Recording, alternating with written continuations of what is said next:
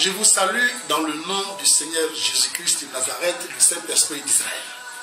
Que Dieu vous bénisse. Je fais cette première vidéo pour parler de Jésus-Christ. Pour parler de Jésus-Christ et dire en même temps que c'est un fan club de Jésus-Christ. Parce que nous aimons Jésus. Pour tous ceux qui aiment Jésus. Vous appartenez à une église, vous appartenez à la religion chrétienne quelque part, mais si vous aimez Jésus-Christ, vous pouvez nous suivre parce que Jésus-Christ est spirituel et nous allons démontrer le spirituel. Nous allons parler du spirituel parce que Jésus est spirituel. Dieu est esprit. Et nous allons démontrer dans cette vidéo et dans notre rubrique le fan club de Jésus-Christ, progressivement, nous allons démontrer comment être esprit, comment être avec Jésus-Christ en esprit et marcher selon l'esprit de Dieu. Ça n'a rien de miraculeux, ça n'a rien de mystique. Ça n'a rien de secte. Il faut nous suivre. Dans ce fan club, je commence d'abord par les lois, par les règles. Dieu qui a créé le monde a mis des règles. Dieu a mis des règles. Et la règle que Dieu a mise se trouve dans la Bible. Les règles sont là. Et quiconque dans la nature afin aux règles est puni par la loi. Et donc, Dieu ayant créé le monde, le premier jour qu'il a créé le monde, c'est dans Genèse.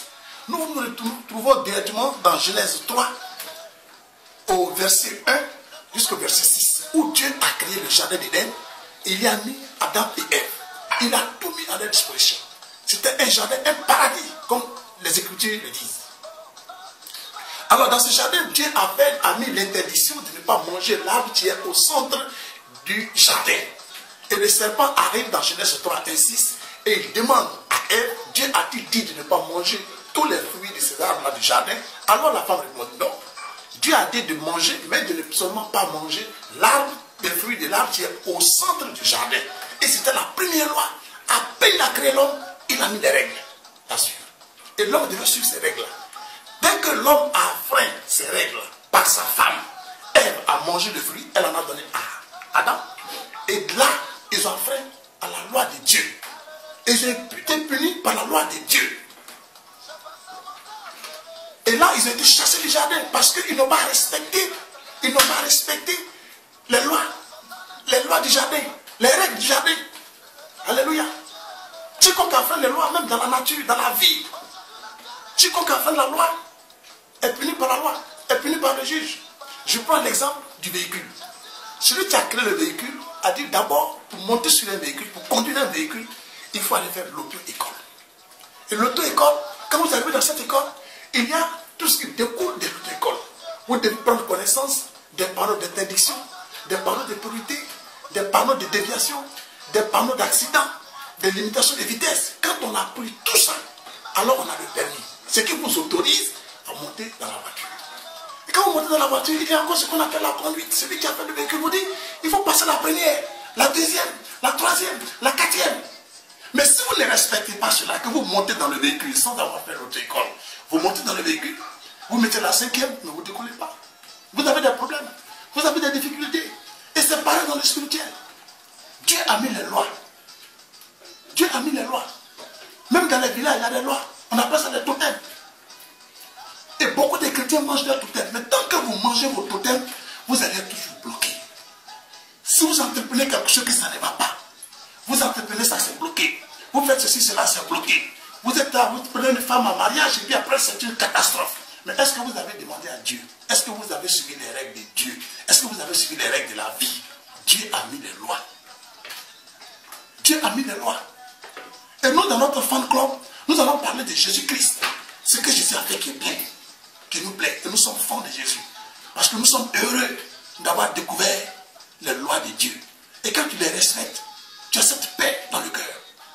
Et dans notre rubrique, qui est fait, non pour critiquer les pasteurs, non pour dire qu'un pasteur fait ceci, non pour dire qu'une église se conduit comme ça, non pour dire que cette église-là n'est pas bonne, celui les francs-maçons, celui les bourreaux-maladies, ça ne nous intéresse pas. Ici, dans cette rubrique, ce qui nous intéresse, c'est Jésus-Christ. Qu'est-ce qu'il a fait? Quand on ouvre un fan club de Didier Drogba, on parle de tout ce que Didier Drogba fait qui est bien. On parle des drills qu'il fait. On parle de comment est-ce que tu utilises la balle. On parle seulement, on ne fait pas un fan club pour critiquer un autre joueur. Donc ici, on ne critique pas. Nous allons parler du spirituel. Et pour parler du spirituel, il faut renaître. Et pour renaître, il faut craindre Dieu. Proverbe 8. Proverbe 8, verset 13, verset 14. La sagesse commence par la crainte de Dieu. La sagesse commence par la crainte de Dieu. Quiconque ne craint pas Dieu n'est pas sage. Et si tu ne crains pas Dieu, ça te dit ne respecte pas les lois de Dieu. Si tu ne respectes pas les lois de Dieu, tu ne pourras pas décoller. Alléluia. Tu ne pourras pas décoller. On ne tombe pas sur un véhicule pour conduire. On est dans une vie. D'accord, vous êtes né. Est-ce que vous avez demandé comment ça fonctionne? Est-ce que vous avez cherché, vous cherchez à comprendre comment ça vie est? Est-ce qu'on peut vivre la vie dans le désordre? Est-ce qu'on peut vivre la vie dans l'abomination? Mais après vous vous retrouvez pour dire, j'ai fait ça, ça ne marche pas. Et je fais ici, deux fois même on arrive à dire, bon, Dieu, est-ce que Dieu, c'est vrai que Dieu existe? Mais Dieu existe. Dieu existe. Les lois sont là. Si tu respectes les lois de la vie, ben écoute, ça marche pour toi. Et c'est facile. Dieu nous a appelés à manger les bonnes productions du pays. À vivre bien, à dormir dans de grosses maisons, à rouler dans de belles voitures. C'est normal. Parce qu'à Dieu appartient tout. Le ciel, la terre, tout son contenu, ça appartient à notre Père. Mais il y a quelque chose. Même dans votre maison, si vous ne mettez pas de loi, il y a du désordre. Dans votre vie, si vous ne respectez pas la loi de Dieu, il y a du désordre dans votre vie. C'est clair. Vous ne pouvez pas décoller.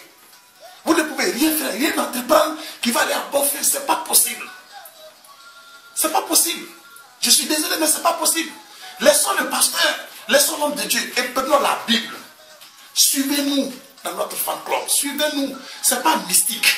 Nous allons arriver à voir clair que celui qui a des oreilles pour attendre, attendre. Celui qui a des yeux pour voir, voir. Donc il y a des yeux pour attendre.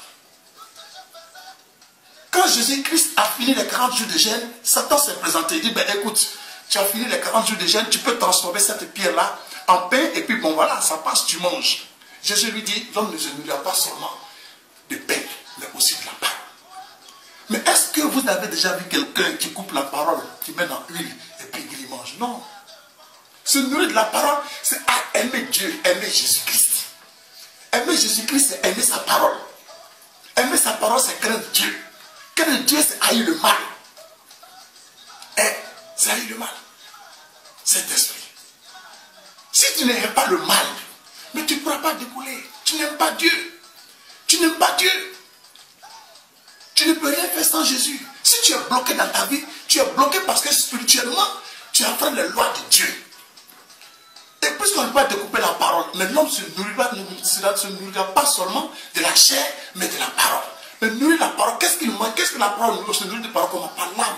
C'est ton âme. C'est ton âme qui mange la parole, qui reçoit la bonne parole. Il faut que ton âme soit libérée pour que le corps subisse les exigences de l'âme. Et là, tu peux réussir. Et là, tout va te réussir parce que tu vis en esprit. Et donc, je pense que dans ce fan club que vous avez découvert aujourd'hui, vous nous suivrez. Et suivez-nous. Suivez-nous. Dans la semaine, il y a des vidéos qui vont se suivre progressivement. Et vous allez découvrir pourquoi l'homme échoue. L'homme échoue parce qu'il doit échouer.